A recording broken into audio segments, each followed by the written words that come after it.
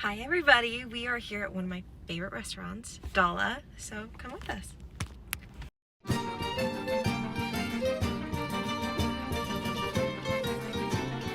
Hey everyone, here we are today at Dalla, Tavola, Zenari, and we are speaking with Elise. Hi. Cool. Who is the owner, operator, extraordinaire, and some may know her as the best boss ever. So, how are you doing today? I am great. How are you? So, I'm good, thank you. Excellent. So we'll start with you just telling us a bit about yourself. Well, I am born and raised Edmontonian and have been in the business since I was just a little tyke running around my parents' business. Trained, family business, so we've always been in the business, not a lot of formal training, but I've just always really loved entrepreneurship and cooking, and that's what brought me here.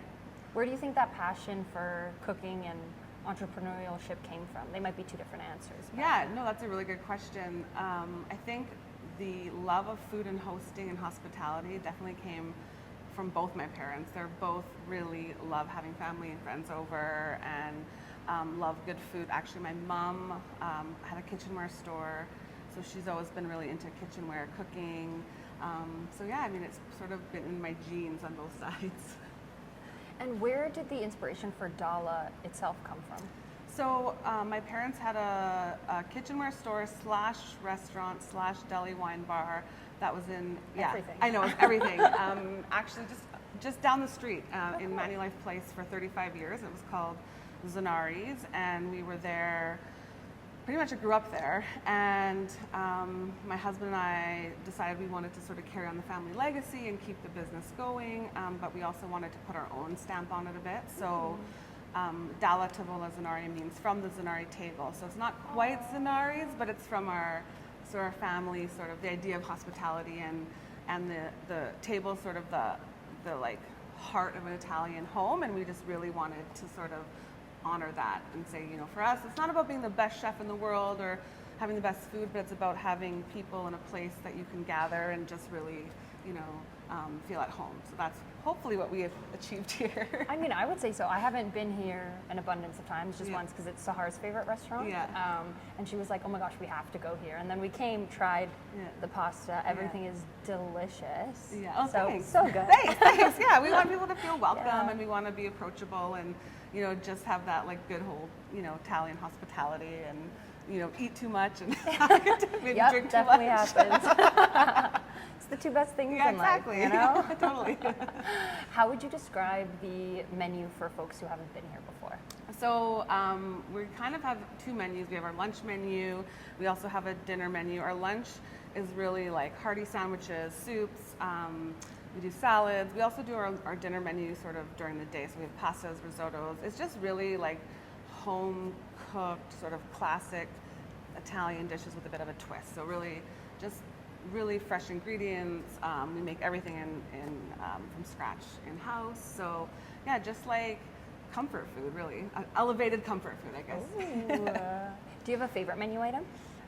Everyone always asks me that, and it's such a tough question because they're all so good. Well, they're so good. Well, yes, and it's also kind of like eating at home. Like you're here day in and day out, and so definitely there are a few fan favorites, but some of my favorites are like our chicken milanese or pollo milanese, I should say. It's like a pan-fried chicken breast with a Italian style coleslaw. I love it because it's a little bit lighter, but I also love our gnocchi with our gorgonzola cream sauce. So that's kind of like an elevated mac and cheese. But we have sandwiches are delicious. Like there's just so many things that are just yummy. As the owner and operator, are you typically doing businessy portion stuff? Like, do you ever get back in the kitchen? Well, it's so funny. So we opened during COVID, and there it was sort of like I was there, morning, noon, and night in the kitchen, in the thick of it. And then as we've grown and had more staff, I'm less and less in the kitchen, and I kind of miss it. Like I miss having my hands in it and creating, but I definitely create little opportunities to kind of go back there. But owning a business, a lot of people think it's just,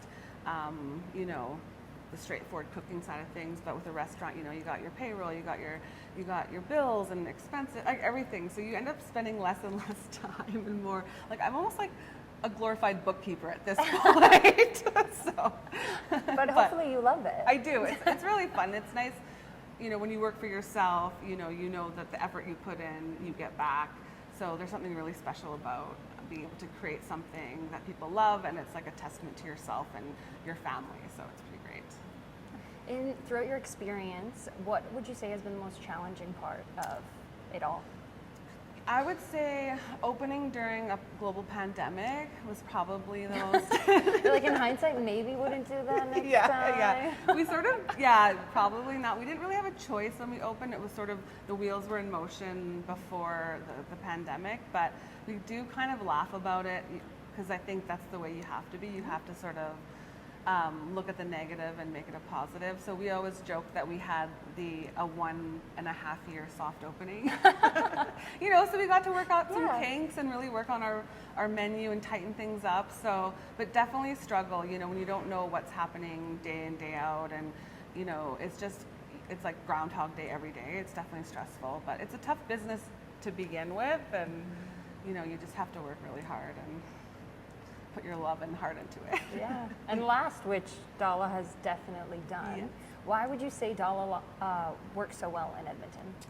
I think honestly, I have to thank my parents for the legacy that they left us with 35 years of really goodwill. My dad was really into community, and he treated everyone like family, and that's something for us that we've really held on to. So I think just hospitality is in our blood, and we've just always really care about what our customers want and think, and we really put ourselves into it, and we're always here. My husband and I are always here. My sister's actually working with us, and my brother. Aww. And so, and our staff also see that, and they, we always tell our staff, we want people to feel like they're in our home. So if things aren't right, like how can we fix it? If it's whether you give them a drink or a promo, this or that, just making people feel welcome and included. And we've just really, I think that's the key for us, has been just that hospitality. And, we're always one to help out other businesses or different arts organizations. And I think just spreading goodwill just comes back to you. At least that's what we hope. Yeah. We were speaking about off camera. We were speaking about the Street Performers Festival and the meals that you're helping with and making for that. Yeah. What do you think of the Edmonton community and your involvement with the community? I have to say, I think that is Edmonton's special sauce, is community. I think we, even as the restaurant biz can be very competitive, it can be very insular, but I feel like in Edmonton, I have so many other restaurateurs that we know that we share with, we collaborate with, we're out of ice, we'll bring ice over to, OEB next door, or we'll borrow something from Sherlock's. And I think the community organizations are also like that. Like we work with Folk Fest, we've worked with Street Fest, we work with the Film Fest. Edmonton just has a really strong festival and community, I don't know, it's in our blood somehow. And so I think it's just a special place. I don't know if I answered the question even. But you did, yeah. That totally answers the question.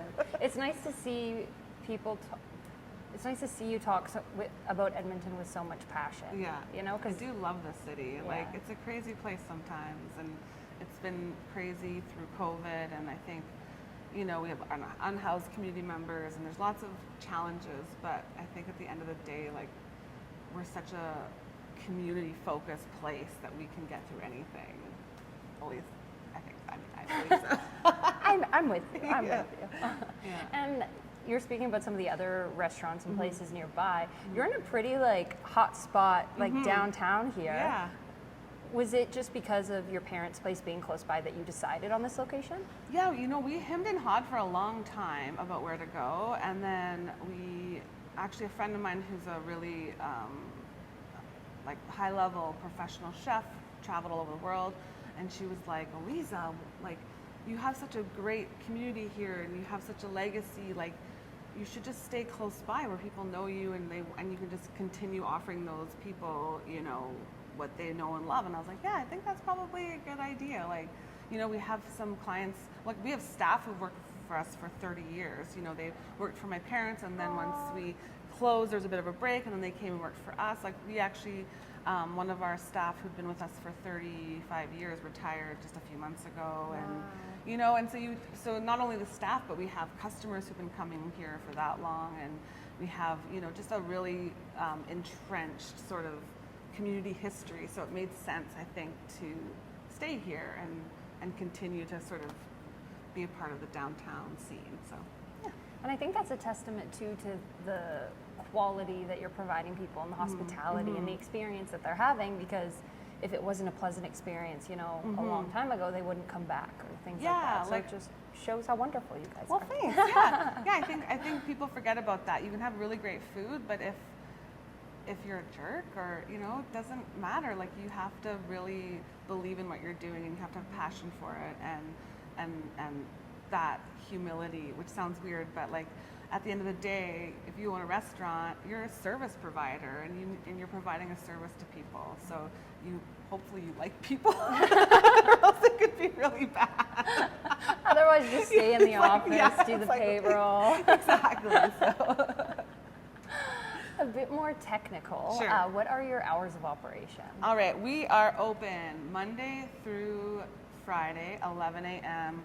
and our kitchen closes around 9, so it's kind of loosey-goosey. And then Saturdays, we open from 3 until 9, 10. But we're open a little bit late. The kitchen sort of is the thing. Like, we open late if there's lots of people here, but, you know, about 10 o'clock-ish. Just kind of read the vibe. Yeah, and see what's yeah, there. exactly. And then I'd asked before about the biggest challenge that has been brought to you in this process. What would you say is the most rewarding? I think the most rewarding thing about what we do is getting to be a part of people's lives, from just their day-to-day lunches to like big celebrations, milestones. Like, you get to sort of celebrate and experience other people's joy with you, and you get to be a little part of their life. And I will say, when we closed Zenari's, I didn't really realize it until we closed it, that business, you know, you have people saying, I got engaged there, I met my partner, or that was the first time I went to a restaurant, and you realize, holy cow, like, we're a part of people's lives. And so I feel like it's such a responsibility, and also it's really special. Like, you get to celebrate all sorts of milestones with people. Where do you hope to see Dalla in, say, like 5 years? Oh, that's a tough question. I've always wanted to do a line of food, like a food line. So you never know. Like, we've had lots of requests, lots of our dressings and specialty foods, recipes people love, and we always share them with people, because I think, like, food is meant to be shared. But maybe we could share it with, like, the greater public and have, like, our own line of, I don't know, sauces or condiments. Who knows? But that's kind of something that I've been dreaming and scheming about. I think that's a great idea. Thanks, yeah. Is there one sauce in particular that's like your staple? You know, it's funny, we have this special oil that we put on our, like, crostinis, or like little breads, or on lots of things, really. We just call it crostoni oil, but it's not even a huge part of the final product. It's just like an element to it, and people die for it. They're like, where did you get that? How did you make it? So it's very simple, but I think we just have it, the quantities and the recipe just down pat. So that would be great. It's a great marinating oil. So our pesto is also really popular. I love pesto. And we make it from scratch, so like traditional way, with like pine nuts and parsley and basil, and it's just, and Parmesan cheese. So, that's kind of lots of those basic sauces that we use in lots of different things people love. So I guess it's different, because if you grew up cooking, all of these recipes would be like kind of second nature, I'm assuming. Yeah. But what was it like, just kind of narrowing it down for a menu? It was actually really hard, because we had a lot of fan favorites at our old place. And I know there was definitely a few things that I didn't want to do anymore. Like, we made muffins and things, they were delicious, but I didn't want to bake anymore. We're going to let them go. We'll have wine. We're going to have wine, not muffins. Perfect dessert. That's all you need. But it was really funny. We used to do a spinach risotto, and I would say that we had the most people overtly come out and tell us, that better be on the menu at the new place. And if it's not, we're going to revolt. So it was one of the few things where people had very strong opinions about it. So we kind of, you know, use our clients to sort of help us steer the menu and make sure we're staying true. Yeah. Gotta love the passion people have. Yeah. Oh, yeah. In that wine and pasta, though, what would you say is the perfect drink and food pairing? Oof, that's so tricky. I mean, that's like a big question because there's lots. Like, I mean, I love a nice glass of Prosecco, which really is like the ultimate easy drink because you can have it with food or without. You can have it with cheese. But yeah, I mean, there's so many different pairings you can do with like, you know, white wines and pasta or seafood, and I don't know. It's like you could have a whole conversation.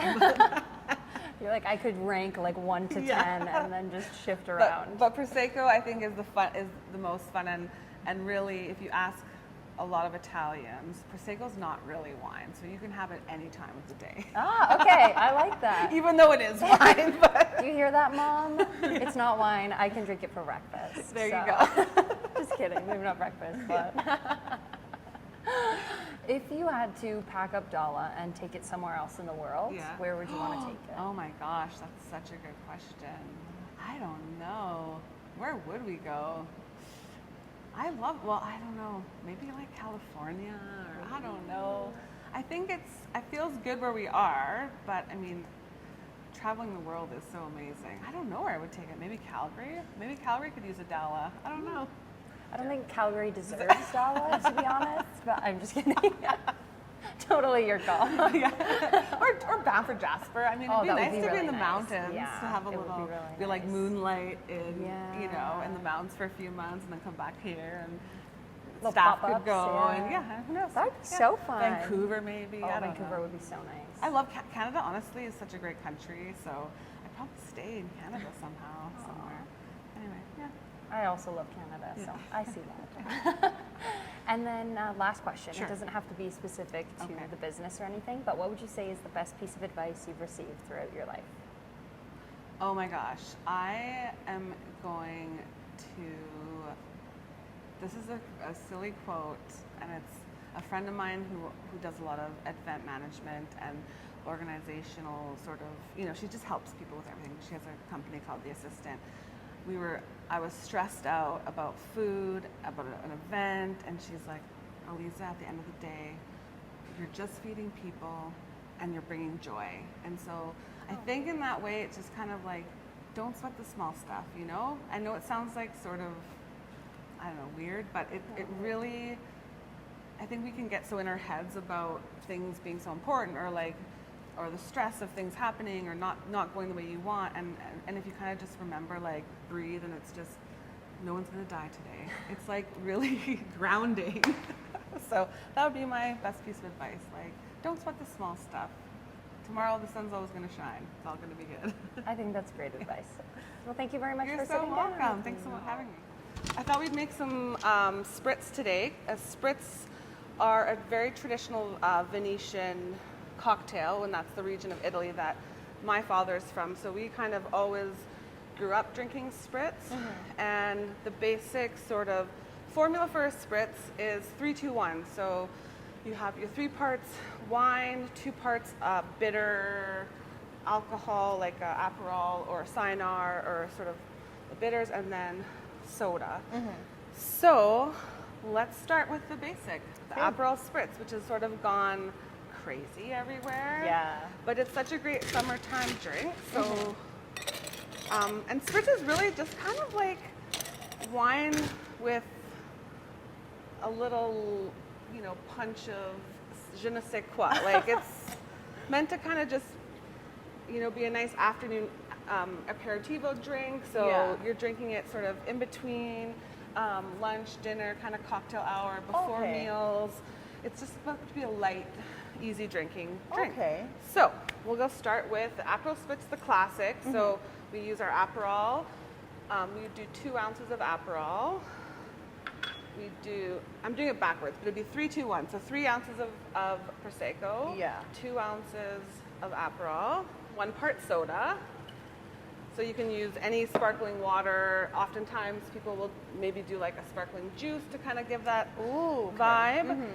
And in Italy, we garnish these with a wedge, or I guess like a round of orange is very customary. And to add to that, we also do olives. So that is your classic Aperol Spritz. So and that's how we serve it in the restaurant as well. So are the olives like kind of? They're like tart, like it's like an olive. It just the Aperol Spritz. The Aperol's a bitter liqueur, and Italians, for whatever reason, just really love that sort of bitter flavor. Yeah. So between the sort of citrus of the orange and the bitterness of the olives, it just has like a great. It's just really refreshing. And so is that like how you classically make it? Yeah, that's be a classic serving in Italy with olives. I don't think I've ever seen it with olives, like ever. Yeah, we do it with olives. I'm excited. Here, so, yeah. And so what would you pair that with? I know you said it's kind of like an in-between. Yeah, so oftentimes, like in Italy, they would do like cicchetti, which are like small bites. So what I would say here is I would say like tomato bruschetta, like crostinis, or like meat and cheese plate, like a charcuterie is really nice. Yeah. It's really great to have like a light snack with it, or just on their own. Yeah, that is the snack. Have you ever been to? Never. No, yeah, I have. Yeah. Oh, I'm like, wow, you know so much about it. No, actually, yeah, I've only actually been once, and I regret not going. We have to go back, but my dad took me to his hometown, which is a small town in northern Italy, in Veneto region, and it was so neat to go and meet all the locals and really learn about things that I just thought my dad was crazy. Like I was like, I think you're crazy, and then I'm like, oh no, you're Italian. Like that's what it is. Like I get where you get it from, right? But yeah, so we did like spritzes galore. They love prosecco. Like there would be old men in the bar at 10 o'clock after their coffee having a prosecco. Oh, that's so fun. Sounds like my type of people. Wow. Yeah, it's wonderful. Honestly, like food there is amazing. And going with locals is such a neat experience because you really see like the cuisine and the culture. Yeah. Like we went to some amazing little restaurants off the beaten path. Oh, just like I put on the Italian 30 pounds. I would 100% do that as well. It's kind of nice though because you don't get like the tourist aspect of it, and you get to really I feel like enjoy the food because a lot of the times you really do. I've never been to Italy, but I feel like especially because it's getting so popular, it could just be kind of like a money grab thing. Yeah, and so you don't really get to like enjoy like the fresh food and all that stuff. So that sounds amazing. Yeah, actually on the way back, I was chatting with a couple who were like, "Wow, we loved Italy, but it's so expensive." And I'm thinking like, really? Because it wasn't for us, but we went to all the local spots. So you're paying like a tenth of what you get caught in the tourist trap. So, yeah, it was so much fun. Life hack. Definitely have to go back. Okay, so what is the second? Okay, so the next one we're going to do is another Italian one, and it's also very delicious. It's called the Yugo. So in Italy, Aperol Spritz is pretty popular, but they also do the Yugo, which is a little bit different, and I love it. It's basically you take a bit of mint. It's so refreshing. You got to like release the aroma. So you never want to like tear it. You want to slap it. Oh, that's a bar trick for you. Put some ice in again. So we'll do the 3, 2, 1 again, but this time we're doing the Prosecco. 3 ounces of that. We'll just healthy 3 ounces. We're gonna do 2 ounces of elderflower liqueur, or you can use a syrup if you don't want it to be too boozy, like an elderflower syrup, or you can use Saint Germain. So this is gonna have a little more punch, so we do 2 ounces of Saint Germain, and then a little hint of lime juice just to kind of round that out, because Saint Germain's a little more sweeter. So you get the bitterness of the lime, and that kind of gets that 3, 2, 1 vibe going. This sounds like it's right up my alley. It's delicious.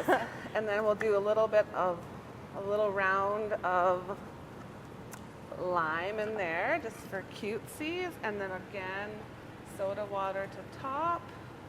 And for that one we would just garnish with some lime or some mint leaves again. And that one is a really yummy, refreshing one. Yeah, that seems a little bit different, but also of the spritz variety. And so do you have a favorite? I would say I actually really love the Yugo. Like Mm-hmm. that's my sort of go-to. It's my summer go-to. It's Yeah. minty, it's lime, it's refreshing. It's not as bitter. It's just it's definitely easy to drink. Yeah. Sounds great. So would you say, I mean, like this might be completely off. Is it kind of like an Italian version of like a mojito? Kind of, yeah. vibe? Yeah, Okay. that would be like totally Italian mojito. Oh, vibe. I love that. Yeah, Okay. exactly. So that's delicious. I can't wait to drink these later. Me too. And what would you pair with that? Oh gosh, that's a good. I think that one would go really well with like oysters or even like a seafood. Like we do like a shrimp, sautéed shrimp sort of appetizer. So like Okay. something light. Yeah. I would say seafoody kind of. Ooh, I vibe, see but- the vision for that Yeah. for sure. Yeah. It'd be good. And then what is the last one? The that last we one making? is actually like a new thing I've been working on, and it uses a couple different things. So, in the spirit of the spritz, I thought let's try something new and exciting. Yeah. So, actually, let's start with this. Let's do this first. So, we're gonna use Hascat berries. Have you ever heard of Hascat berries? I have not. Okay, they're like a locally grown berry. Okay. They kind of have like a raspberry blueberry vibe, Ooh. but they're like an Alberta berry. I just discovered these last year, and they're so delicious. So I thought, I'd seen a recipe for a blueberry spritz, and I'm like, well, let's try with the Hascaps. So that'd be good. So we're gonna do it a little different because we need kind of like the we don't want all the chunks. Yeah. So just we're just like gonna the flavors. Yeah. So we're gonna do that, and then we're gonna take this plant called shiso. It's kind of like in the mint family, but a little bit more milder. Okay. We'll throw that in there. We're gonna muddle that, and I would muddle it with sugar, but I don't have any, so we're just gonna use some simple syrup just to get the sweetness. Yeah.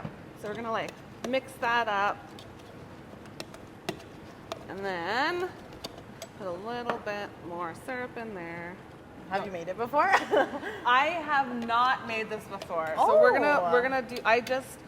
I have been thinking about this for a long time, so I thought, what better time than to just Test it out. do it on air Yeah. with you guys? Oh my goodness, that's so Yeah, fun. so I'm just gonna put a little water in here. We just want to get like we basically are trying to create like a syrup. Okay. Then we're gonna do the same thing with this. We're gonna take the shiso leaves, we're gonna slap them. It releases the oil without damaging the leaves. We're gonna put this, and this one's a little bit different because instead of using Prosecco, we're gonna use red wine. So yeah, so we can do, we also have a Lambrusco spritz on our menu, so it's a little bit like the Aperol spritz, but we use Lambrusco. So we're gonna do this one with Lambrusco as well, which is a red sparkling wine. So it's gonna have like a little bit deeper color. We're gonna add hopefully a bit of this Hascap. So it's really like rich and red. Yeah. This is also going to be like a heavier drink. What do you think you would Yeah. pair something like that with? Oh, this one, I think you could do like, I feel like this one would be good with like maybe like your salamis, your meats, like maybe yeah. or like something a little saltier. A little saltier. I'm gonna get a little more water in this sure, guy, and we'll be done. Perfect. And so who Or taught like you? a nice like this would be good with a nice sort of strong like aged cheese. Oh. And then that one will do a little garnish like that as well. And how pretty Those is are so that? cute. Look at And that. so I have one question Yeah. for you. Where did you learn how to make all of these drinks? Was it just like you growing up or? Yeah, like a lot of it was just growing up with it, and then obviously when you open a restaurant, I Yeah. mean, there's always a joy of food and drink. So I just become like, I devour cookbooks and Yeah. online food blogs, and just, you know, you think of things and you want to experiment. So like Yeah. this one I saw on this sort of version I had seen in Food and Wine magazine with blueberries, and I thought, oh man, like Hascap would be so good because it's tart and it has that same Yeah. feel and it's local. I'm like, I bet you that would be cool, and it would be a little bit like unique because For no sure. one does that. So Yeah, I've never heard of those at all. Didn't know we had them in Alberta, so that's so fun. Yeah. Well, thank you so much You're for so making welcome. those with us. Oh, it was my pleasure. Watch, it's gonna be like, oh yeah. Yeah, That's good. magic. Okay, I'm gonna move this because I am not that tall. Okay. Yeah, it's really good. You can taste the tartness from the berries. That one is so good. Right? 'Cause it's got, that's the That is the Haskap. Cap. Yes. I'm like, which one was that? What? Okay, I forgot this. This one's the Hugo, so Hugo. that's easy peasy. Oh, that is easy peasy. Okay. Yeah. You want to try the Hugo? Yeah, next? try it. Yeah. I'll give it a little stir too, because This is the one I'm most excited yeah. for. that one's also good. You can see like Italian mojito, right? Sahar, you would love that one. That one is, I'm actually going to go home and make that. That's I so know. delicious. Because it's literally a mojito, which is a little bit With- more alcohol. Yeah. That's great. Totally. Amazing. Okay, and then let's try the OG apple. Yeah, I'm spritz. curious like what you think of that, because a lot of people are like, ooh, that's so weird. I've actually never had one before. Okay. This is my first time, so I'm going to maybe break it up a little. It's different. It's really light. I think I've had like maybe a sip of one and it was very strong and I was like, I'm never doing that again. That's like really Yeah. refreshing and light. Yeah. And like, I'm not You a get big little- alcohol drinker and you can't really taste the alcohol. So That's the problem. yeah, no, I mean, that's a problem or the best thing ever. Yeah. So, Yeah. oh my Awesome. goodness. Well, thank you so You're- much again. This was so fun. Yeah, you're I'm so definitely going to welcome. try these out. Not tonight, but I definitely Yeah. will. Perfect.